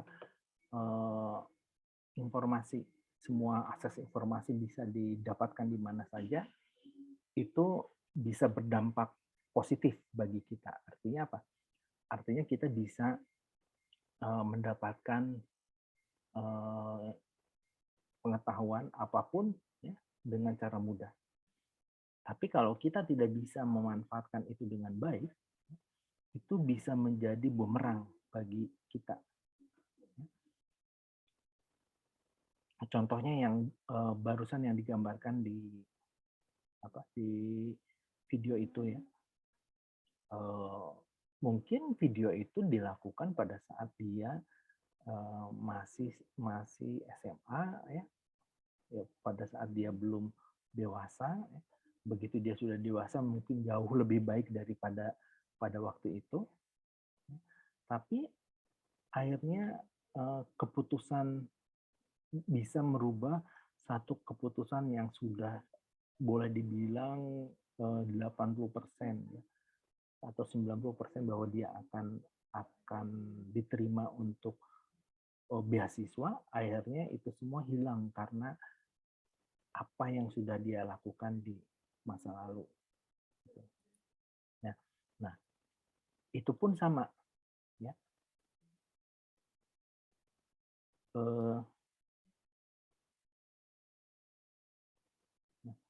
Tujuan dilakukan pengecekan ini adalah untuk memastikan dari semua tes yang sudah dilakukan, semua hal yang sudah dilakukan, sebenarnya seperti apa sih kondisi dari calon karyawan yang akan kita ambil.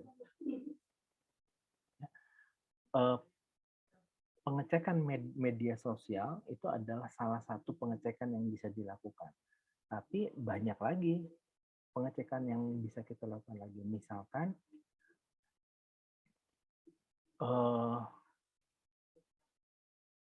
pengecekan lain, pengecekan dalam hal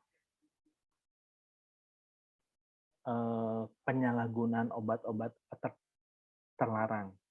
Gitu. Sebentar ya.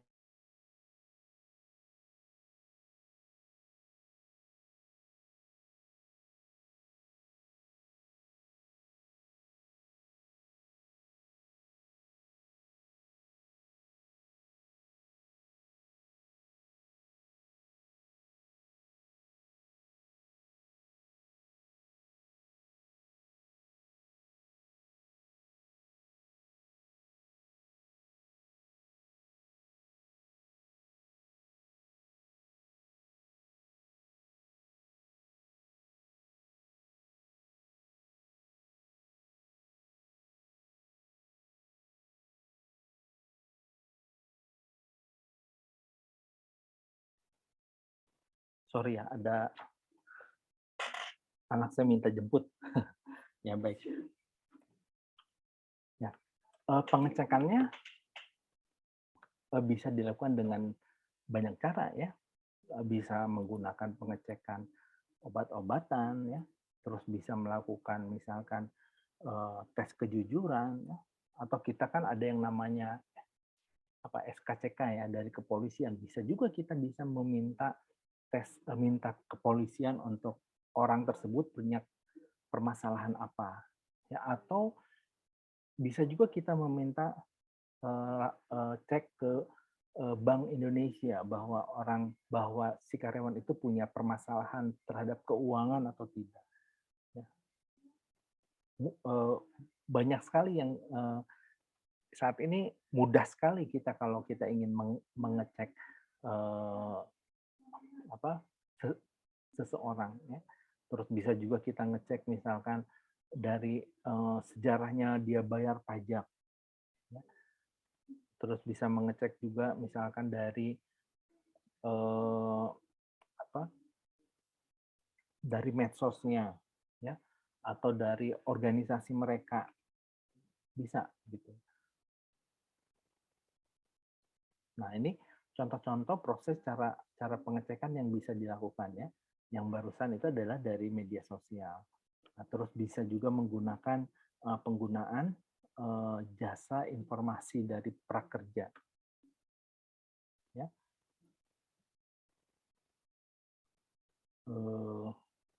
Kayaknya kalau kita jarang ini ya.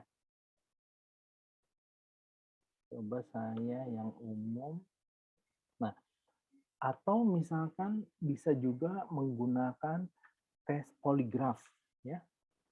Tes poligraf itu adalah sebuah alat yang mengukur perubahan psikologis seperti pernafasan meningkat ya. Asumsinya adalah bahwa perubahan tersebut mencerminkan perubahan dan keadaan emosional yang menyertai kebohongan. Ya. Ini sebenarnya lebih ke arah ke gerak tubuh kita ya. Kalau saat kita interview orang ahli ya, orang psikolog itu pasti tahu bahwa kita pada saat interview itu menutupi sesuatu hal, atau kita dalam kondisi gugup, atau kita dalam kondisi seperti apa, itu akan bisa terlihat. Ya. Nah, tes poligraf ini ya tidak hanya digunakan pada saat kita melakukan interview. Ya. Kalau kita lihat, saya nggak tahu, dulu sempat ada pembunuhan dengan menggunakan sianida. Ya. Saya nggak tahu teman-teman ini nggak menyimak nggak? Ya. Proses persidangan pada saat itu sangat sulit untuk diketahui bahwa si terdakwanya itu adalah si sahabatnya itu. Siapa? Saya lupa ya namanya siapa. Ya. Nah, sehingga apa? Sehingga hakim-hakim di sana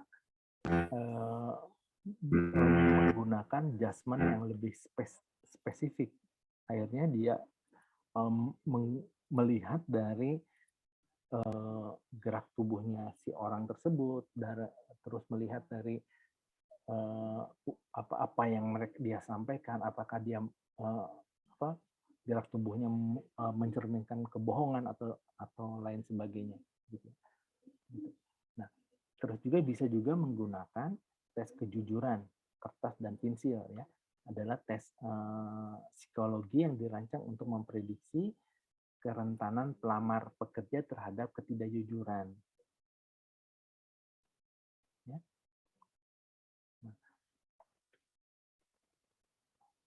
Nah, nah, untuk mencari kejujuran juga bisa dilakukan dengan tes yang ini juga ya. Dia biasanya ya kalau pada saat kita interview ya, seorang yang melakukan interview biasanya pertama yang mereka lakukan itu adalah bagaimana mereka bisa mencairkan suasana dulu ya, agar yang diinterviewnya bisa menyampaikan sesuatu secara berterus terang gitu ya. Nah, terus ini mendengarkan dan sebagainya sudah dijelaskan ya, melakukan tes obat-obatan. Nah, terus juga bisa menggunakan grafologi, menggunakan analisa tulisan tangan ya. Kalau kalian di kalau anak psikologi itu ada, kalau kita menulis sesuatu terus dilihat tekanan pensilnya seperti apa, terus tanda tangannya seperti apa, itu bisa dianalisa gitu. Terus tes kebohongan ya, tes kebohongan manusia, tes ujian fisik ya, kalau misalkan pada saat interview dia bilang saya sehat, saya selalu melakukan olahraga. Nah, itu harus diuji tuh, betul nggak dari apa yang dia katakan itu secara aktualnya dia sehat. Kalau dia menyampaikan bahwa dia sering olahraga, harusnya pas uji fisik dia akan bisa lolos dong gitu kan. Nah, biasanya uji fisik ini banyak ke pekerjaan-pekerjaan memang yang membutuhkan beban fisik yang besar. Misalkan pekerjaan di lapangan gitu ya. Nah, terus ada penyarian penyalahgunaan obat-obatan, jadi dites ya. Nah, kenapa kalian kalau kita interview ya, setelah kita lolos, terus di hasil akhirnya ada yang namanya medical check up ya.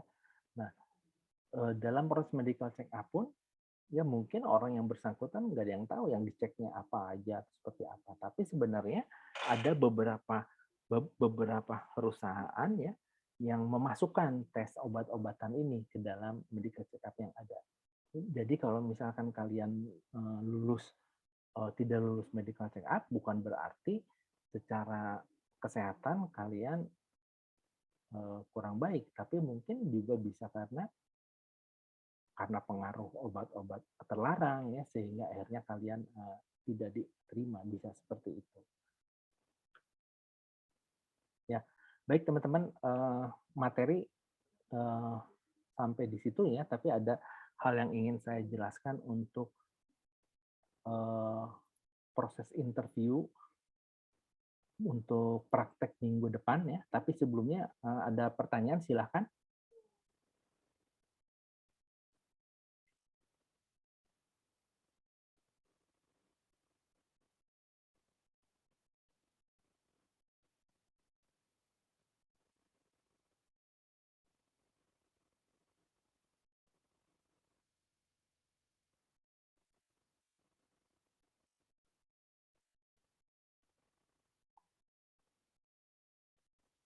Teman-teman masih menyimak kan ya? Masih Pak. Ya. Alia Habibah Ya Pak, masih menyimak ya? masih Pak. Zufar, Pak Zufar Hafiz. Iya Pak. Oke, Fadila Firdaus. Hadir Pak. Denny Yoga. Ada Pak. Oke, ya, baik. Ya, jadi minggu depan ya kita akan melakukan simulasi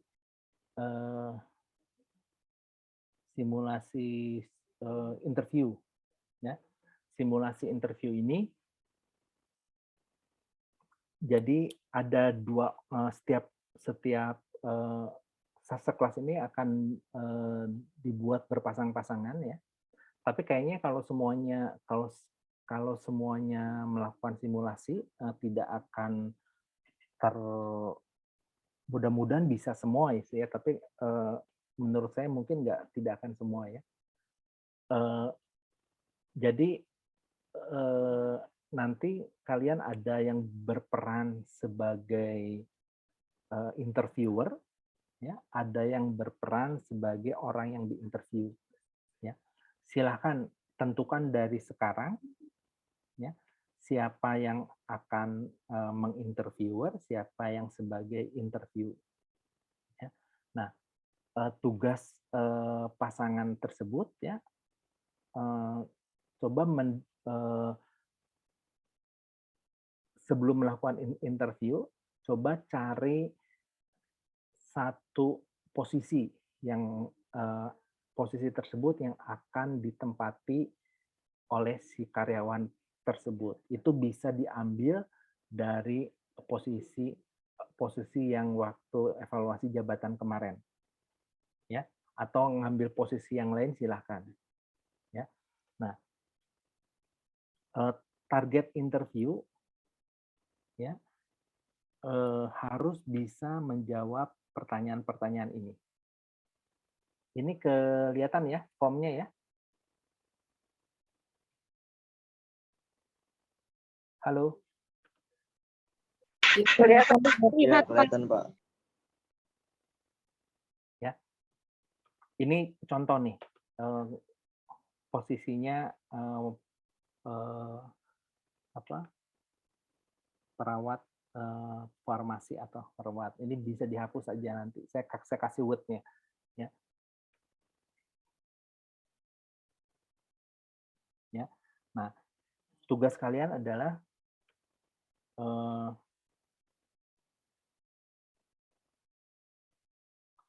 kalian melakukan wawancara ya, dengan melihat dari kriteria yang ada di sini.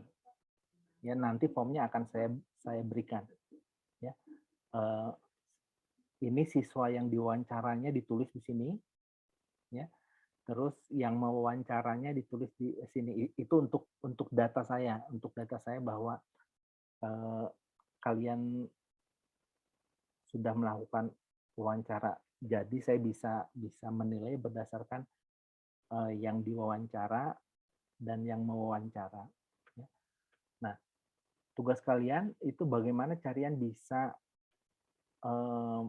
mendapatkan aspek-aspek ini dari wawancara itu. Misalkan orang itu punya motivasinya seperti apa.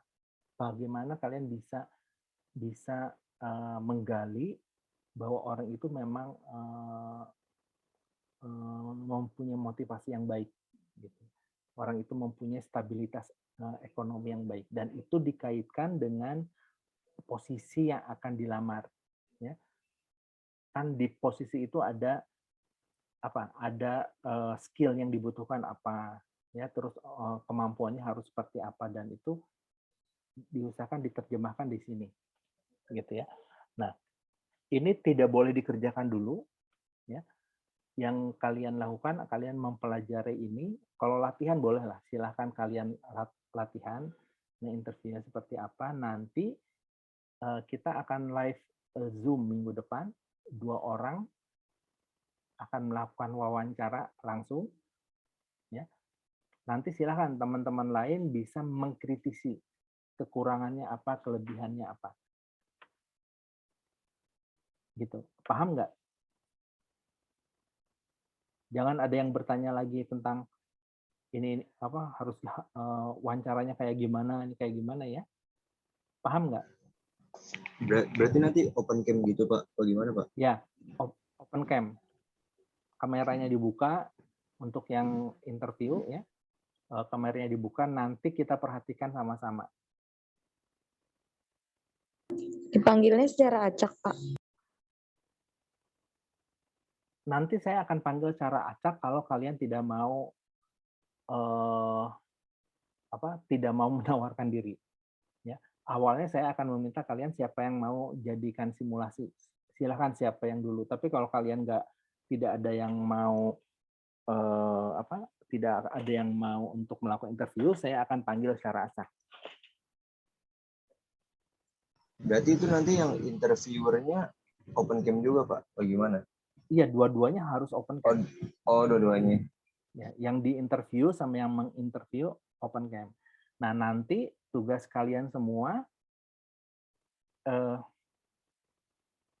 kalian tuliskan tuh interview yang siapa dan siapa, yang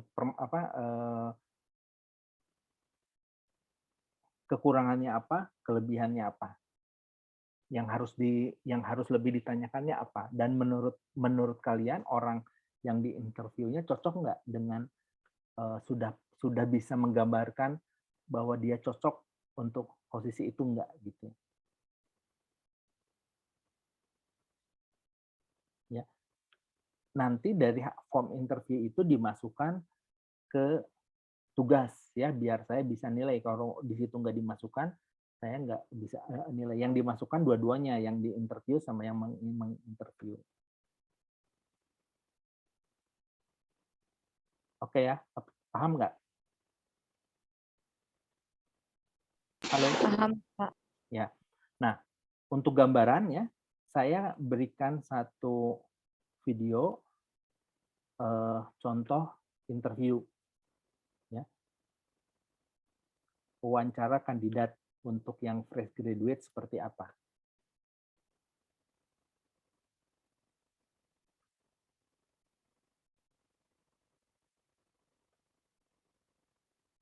Silakan disimak ya.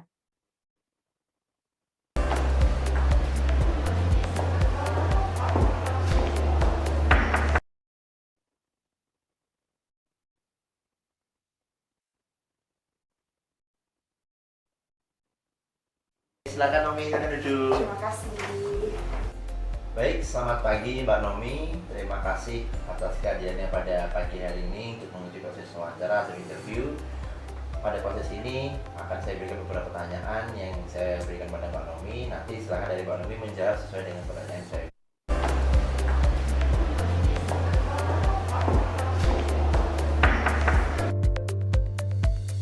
Isi Bapak, selamat pagi Bapak. Ya, selamat pagi. Dengan Naomi, siapa? Bapak. Dengan Nomi. Oke, silakan Nomi, silakan duduk. Terima kasih. Baik, selamat pagi Mbak Nomi. Terima kasih atas kehadirannya pada pagi hari ini untuk menuju proses wawancara atau interview.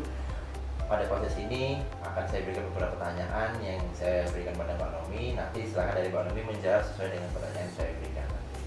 Baik, mungkin yang pertama saya meminta Mbak Nomi untuk menceritakan tentang dirinya terlebih dahulu. Silakan Mbak Nomi. Baik Bapak, terima kasih atas pertanyaannya. Izinkanlah saya untuk memperkenalkan diri secara singkat. Nama saya Naomi Sukma Dewi, saya biasa dipanggil Naomi. Saya lulus dari Universitas Gadjah Mada, jurusan Ilmu Hukum di tahun 2015 dengan IPK 3,85 selama kurang lebih 3,5 tahun Bapak. Kemudian saya mendapat kesempatan untuk dibeasiswai penuh mulai dari awal studi saya hingga akhir studi saya, dan saya juga aktif ikut berpartisipasi dalam kegiatan di luar kampus seperti organisasi mahasiswa dan menulis banyak artikel-artikel hukum lainnya. Baik, selanjutnya akan saya bertanya berkaitan dengan apa sih kelebihan dan kelemahan yang Mbak Nomi miliki. Baik, terima kasih Bapak atas pertanyaannya. Maka saya akan mengutarakan kelebihan dan kelemahan yang ada di diri saya. Untuk yang pertama, saya akan mengutarakan kelebihan saya. Saya terbiasa untuk mengoperasikan Microsoft Office yang terdiri dari Word, PowerPoint, dan Excel.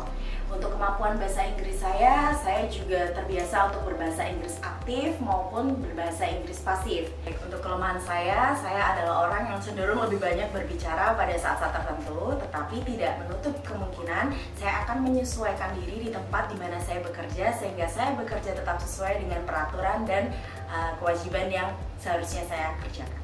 Baik, berikutnya Mbak Nomi bisa ceritakan nggak berkaitan dengan rencana Mbak Nomi untuk beberapa tahun ke depan? Baik, rencana saya untuk beberapa tahun ke depan adalah bekerja di perusahaan ini apabila memang perusahaan ini akan menerima saya sesuai dengan kebutuhan perusahaan. Kemudian saya akan berusaha semaksimal mungkin untuk menjalin komunikasi yang baik dengan tim agar dapat menyesuaikan diri sesuai dengan target perusahaan. Kemudian untuk jangka 3 tahun ke depan saya akan berusaha untuk mendapatkan promosi jabatan dengan menunjukkan kinerja saya dari tahun-tahun pertama. Begitu Bapak. Baik Mbak Nomi, lalu selanjutnya bisa ceritakan alasan mengapa kami harus merekrut Anda.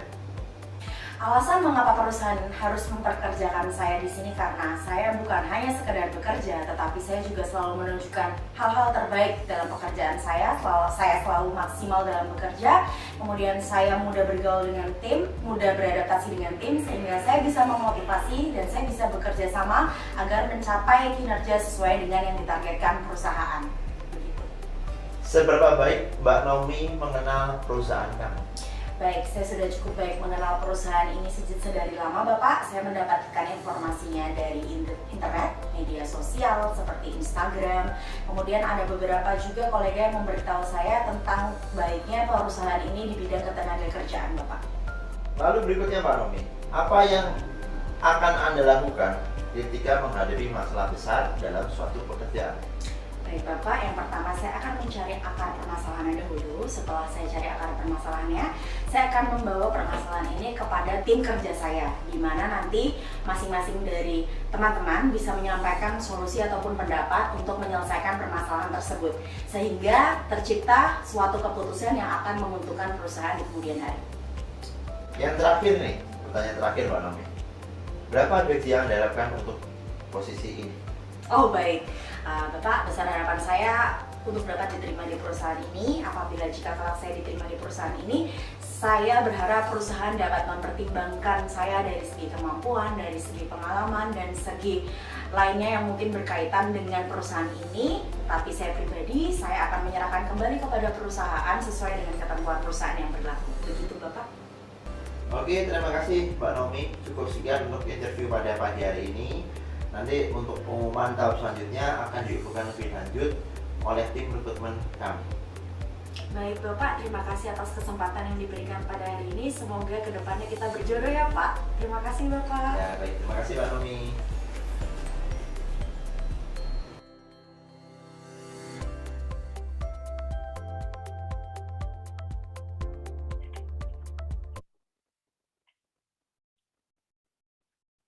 Ya, teman-teman itu sebagai acuan aja ya. Nah, nanti silahkan kalau kalian mau lihat lebih detail tentang proses interview, kalian bisa buka YouTube ya. Di situ banyak sekali proses-proses interview. Nanti pertanyaan-pertanyaannya bisa merujuk ke situ semua. Ya, silahkan kalau ada yang mau bertanya sambil saya menyiapkan absen ya. Berarti pakaiannya pakaian formal apa harusnya? Kalau pakaian tidak perlu lah. Asal harus pakai baju ya, jangan nggak pakai baju. Oke, siap Pak. Pakai sewajarnya aja lah. Silahkan yang mau bertanya lagi.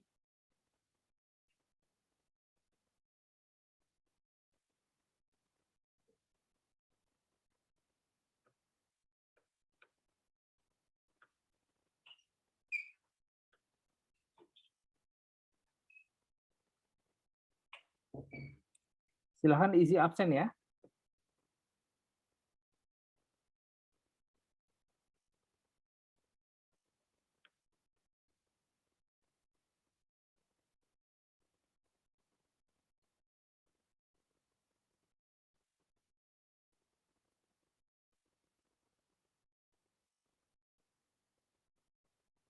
Nggak bisa dibuka Pak absennya. Oh, belum bisa dibuka ya.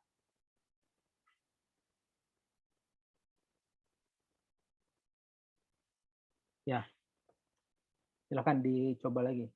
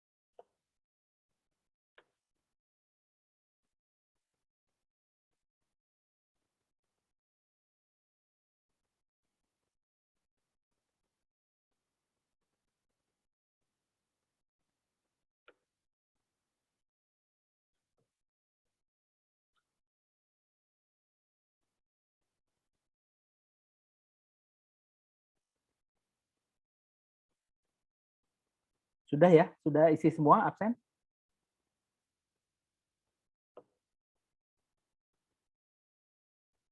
Halo? Sudah, Pak. Sudah ya? Ya, nanti bahannya saya akan kirim ke teman-teman ya di grup WA ya, form interviewnya. Terus saya ada beberapa contoh tentang job desk ya. Kalau kalian mau menggunakan itu boleh, silakan. Terus video nanti saya coba masukkan juga, mudah-mudahan muat ya ke WA ya, sehingga bisa kalian lihat, pelajari. Ya, baik, kayaknya cukup sampai di sini ya. Kalau tidak ada pertanyaan, masih ada pertanyaan nggak? Ya, kalau tidak ada pertanyaan, saya cukupkan sampai di sini perkuliahannya ya. Minggu depan kita akan simulasi, nanti tugasnya kalian masukkan ke pertemuan ke-6 ya, bukan pertemuan hari ini. Ya, jangan lupa setelah ini ada kuis yang harus kalian kerjakan. Ya, kuisnya sudah saya masukkan ke e-study. Ya, jadi kalian tinggal, ntar saya buka dulu ya, biar saya nggak lupa.